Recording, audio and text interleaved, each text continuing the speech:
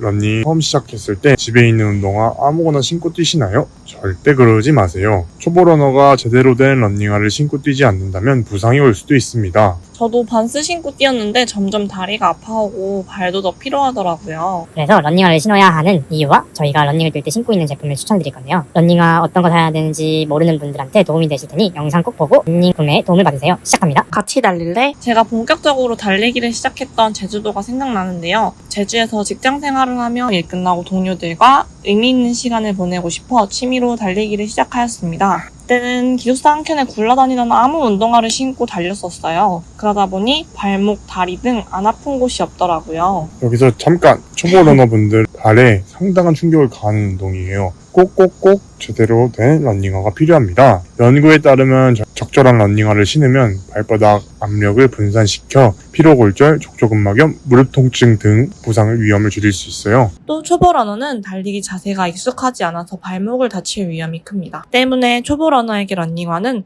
발을 안정적으로 지지해 발목의 움직임을 조절하고 특히 도로나 울퉁불퉁한 지면에서 균형을 잡는 데 큰 도움을 줘요. 저도 그때는 그걸 몰랐어요. 그런데 한 달 정도 달리니 달리는 게 너무 즐거워서 저도 러닝화에 욕심이 나기 시작하더라고요. 나이키 카보나를 신은 동료들이 멋있어 보이기도 했고 진정한 고수는 도구를 탓하지 않는다지만 한 달 정도 달려보니 러닝은 관절에 계속해서 힘이 가해진다는 걸 몸소 깨달았어요. 그러다 보니 제대로 된 러닝화가 필요하다는 생각이 들더라고요. 또 어느 날은 운동화가 없어 바닥이 평평한 반스를 신고 달렸던 적도 있는데 발바닥이 너무 아프고 다음날 일어나니 다리 근육의 피로도가 누적된 게 느껴졌어요. 그래서 제대로 된 러닝화를 구매해보려고 했는데 너무 많아서 도대체 뭘 사야 할지 고민이 되더라고요. 초보러너의 눈에는 많고 많은 브랜드 중 어떤 곳이 좋은 건지 헷갈리기도 하고 다 비슷한 것 같아 보이기도 하고요.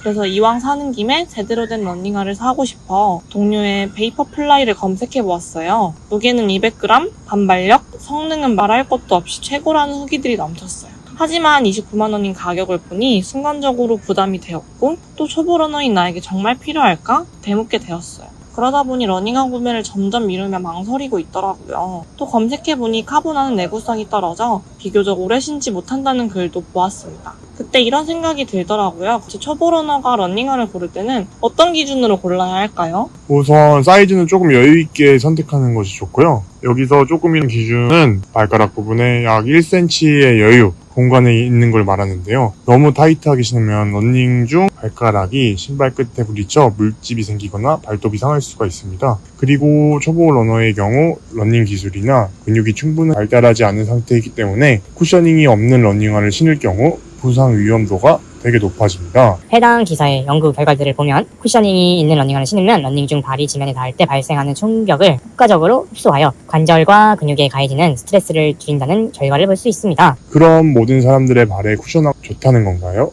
라는 생각을 하실 수 있는데 그렇지는 않습니다. 발 아치 모양에 따라 쿠셔너가 좋은지 안정화가 좋은지 선택해야 하는 방법을 소개해 드릴 건데요. 우선 발바닥을 적신 후 마른 바닥이나 또는 종이에 발을 디뎌보세요. 그런 다음 남은 발자국을 확인해 보시면 되는데요. 형태에 따라 평범한 발아치, 내전, 외전 이렇게 세 가지의 형태로 분류할 수 있습니다. 우선 일반적인 아치를 가지신 분들은 무난하게 모든 러닝화를 신어도 괜찮아요. 그러나 과내전, 평발이신 분들은 안정화를 신는 것이 적합한데요. 그 이유는 발바닥이 거의 평평하고 발이 지면에 완전히 닿아있는 상태이기 때문에 평발의 경우 걸을 때나 뛸 때 체중이 안쪽으로 말리게 됩니다. 그러므로 안정화를 신어 추가적으로 아치 지지와 발의 과도한 회전을 억제하는 것이 좋은데요. 그럼에도 내전이 있으신 분들 또한 쿠셔너를 많이 찾기는 하세요. 다음은 외전인데요. 외전의 경우 발의 중간 부분이 지면에서 많이 떨어져 있으며 발이 지면에 닿을 때 충격을 흡수하지 못해 발에 무리가 갈 수 있습니다. 그러므로 쿠셔닝화를 신어서 발바닥에 가해지는 압력을 줄이는 게 좋아요. 그래서 제가 추천하는 러닝화는 쿠셔나인 아식스 젤 컨텐트 8 제품입니다.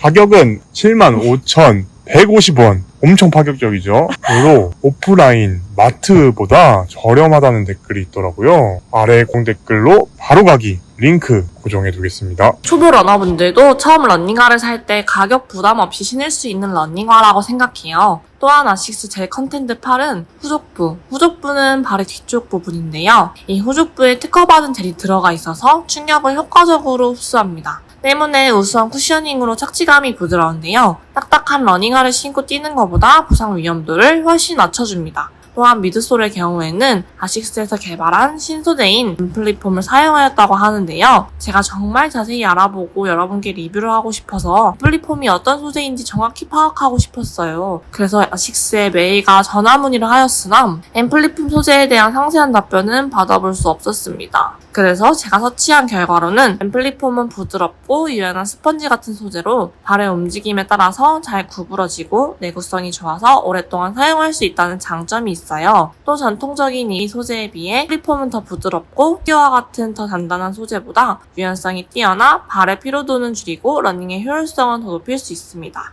그리고 아웃솔, 바닥 부분 역시 마모에 강한 고무로 제작되어 내구성이 튼튼한 것을 볼 수 있어요. 그리고 무엇보다 디자인이 너무 예뻐서 마음에 들었어요.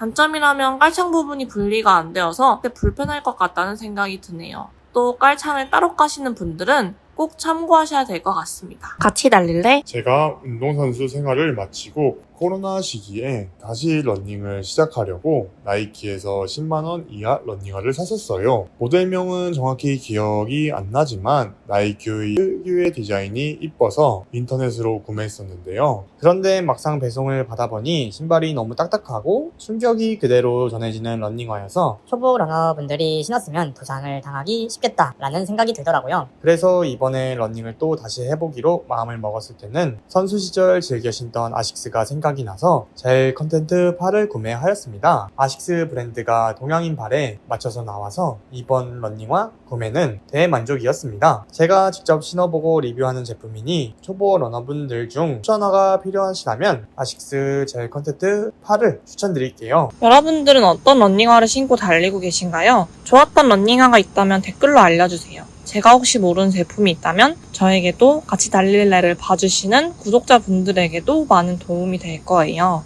그리고 제가 구독자분들께 더 도움되는 정보를 드리기 위해서 초보러너 러닝화 영상들을 많이 찾아봤었어요. 그런데 이제 어떤 유튜버 분께서 러닝화를 고를 때 자기 마음에 들고 예쁜 러닝화를 사라고 말씀하시더라고요. 그 이유가 그래야 한 번 더 달릴 수 있다고 하셨어요. 이 영상 보고 계신 여러분들도 내 맘에 쏙 드는 러닝화 사서 딱 한 번만 달려보세요. 제가 그랬던 것처럼 우울한 현재, 불안한 미래, 걱정 속에 잠 못 들었던 과거까지 잠시나마 자기 자신을 안아줄 수 있는 계기가 되실 거예요. 오늘 영상이 유익하셨다면 구독과 좋아요 부탁드려요. 바퀴벌레 등벌레 하지 말까?